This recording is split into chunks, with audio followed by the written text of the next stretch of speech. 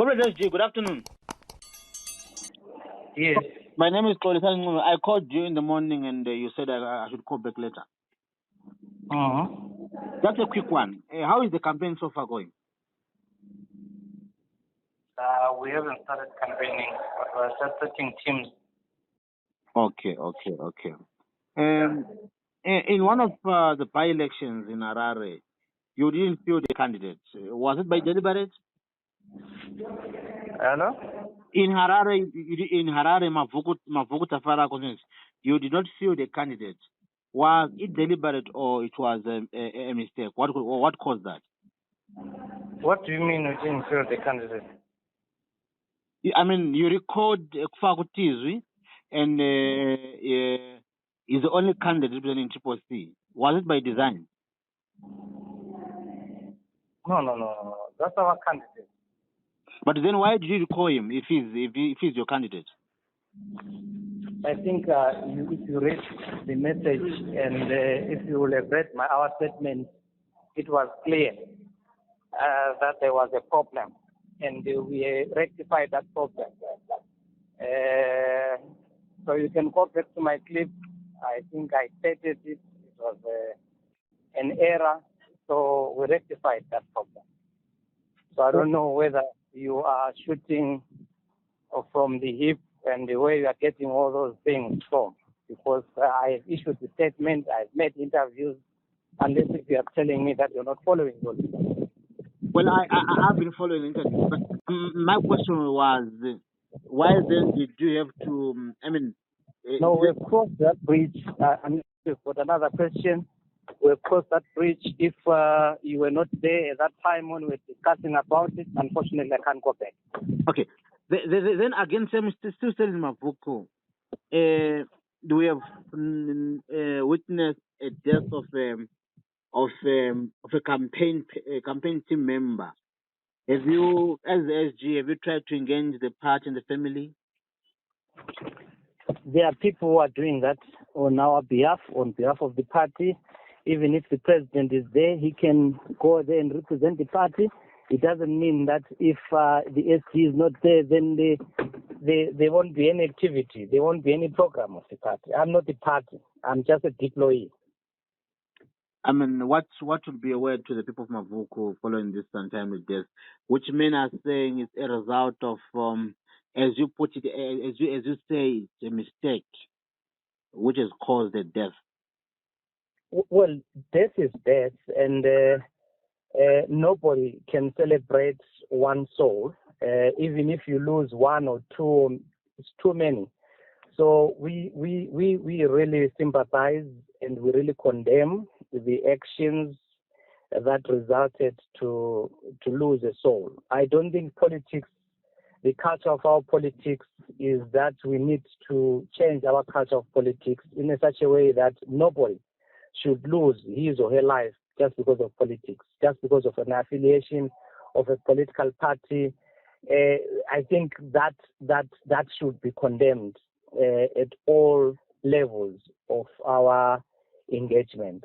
So I really sympathize with the family, and deep condolences to the family and to the people of Mabvuku and the people of Zimbabwe.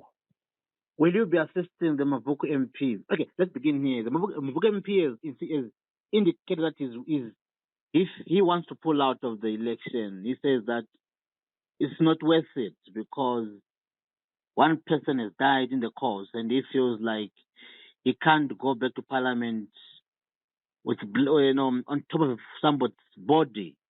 What would be your reaction to that? Well, I'll urge him not to pull out because look, when we went to war against the imperialists, there are so many lives that lost their lives. There are so many people, cadres, women, men, kids, children, that lost their lives in quest to fight for freedom. You look at the Kukurawundi massacre, the genocide, so many lives were lost. You look at the 1 December where in Harare people were demonstrating for the change, and the people lost their lives. But we never gave up.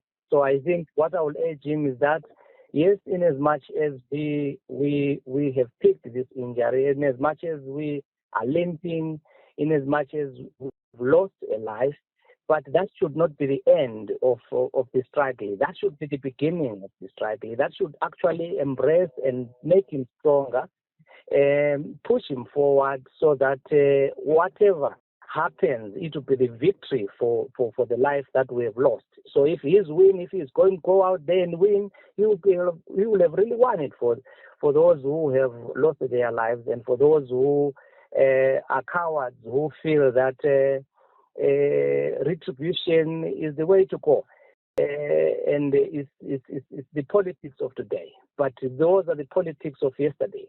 But would you not take no responsibility for this, mishap, Mr. Tshabangu? Given that you agree with me, you say it is a mistake, and this case, will you not stand up and say, people Mabvuku, I'm sorry, I don't do due diligence, and this is what has happened? I think this is what I have said. Robert Mugabe said the genocide in Matebeleland, it was a sign of madness.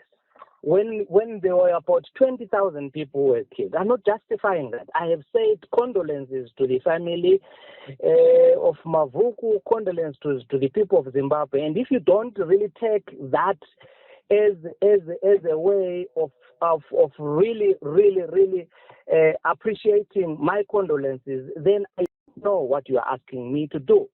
Because it has happened. And I'm saying condolences. We carry these injuries every day.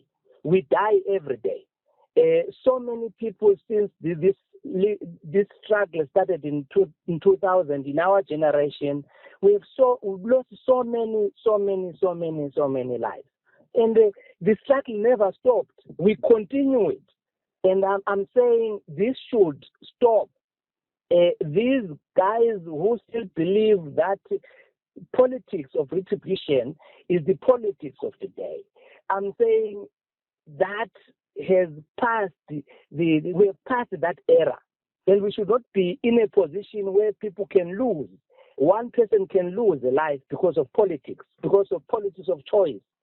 That I need so and so as the candidate, I need so and so that he can represent me in parliament, he can represent me in council. So these are the things that we are saying every day. ZANU-PF is vicious. ZANU-PF doesn't tire. ZANU-PF doesn't get tired. They drink whenever they are faced with blood. So I think I'm urging citizens that we have got an animal that we need to deal with. But Mr. Tshabangu, let's come to the recalls which happened today. Have you ever met a guy called Francis Mabvuku in your lifetime? No. I think we were talking about this. If that's another subject, then call me tomorrow. No, I mean it's about recalls, basically, all recalls. I haven't seen the communication yet, so I cannot comment on something that I haven't seen. I mean, these are recalls which you wrote to Parliament last week, right? I haven't seen the effect of those recalls yet. Yeah, whether the effects have happened or not. But I'm asking about the letter you wrote to Parliament last week, which is different. The effect is different. Listen, a letter and the implementation of a letter, those are two different things.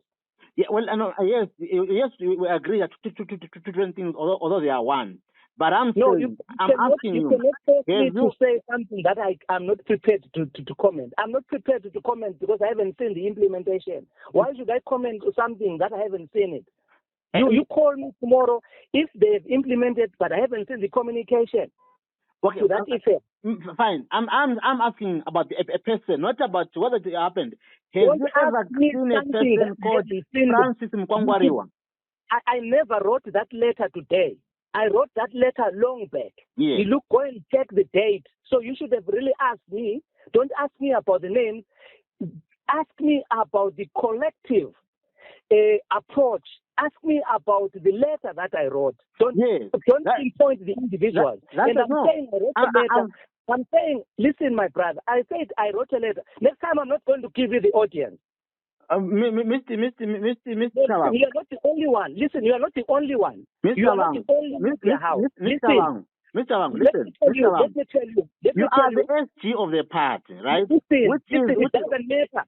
It doesn't matter, but don't push me. I'm telling you that I can't comment on something that I haven't seen. It's implementation. It hasn't been implemented as far as I'm concerned. If it has, but I haven't seen the communication. So therefore, I'm unable to comment on that. You haven't heard my question, and you are busy trying to